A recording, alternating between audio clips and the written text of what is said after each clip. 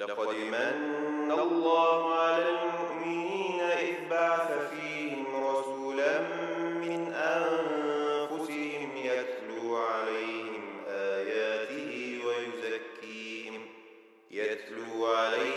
آياته ويزكيهم ويعلمهم الكتاب والحكمة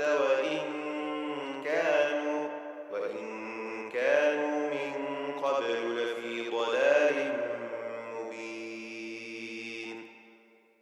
أولما أصابتكم مصيبة قد أصبتم مثليها قلتم أنى هذا قل هو من عند أنفسكم إن الله على كل شيء قدير.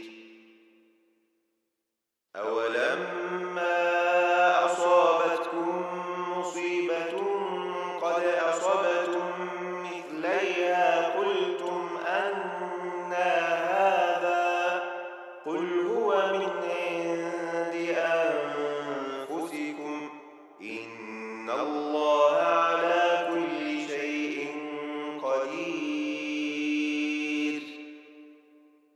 وما أصابكم يوم التقى الجمعان فبإذن الله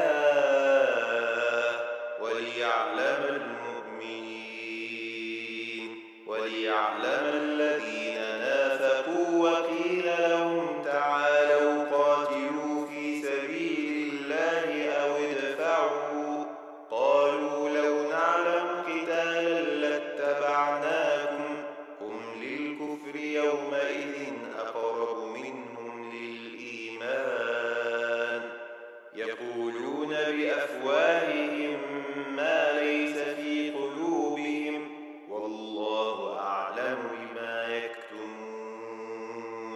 الذين قالوا لإخوانهم وقالوا لو أطاعونا ما قتلوا قل فادرءوا عن أنفسكم الموت إن كنتم صادقين.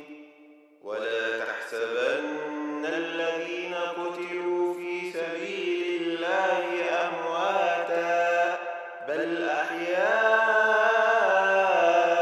عند ربهم يرزقون فرحين بما آتاهم الله من فضله ويستبشرون بالذين لم يلحقوا بهم من خلفهم ألا خوف عليهم ولا هم يحزنون يستبشرون بنعمة من الله وفضل وأن الله لا يضيع أجر المؤمنين.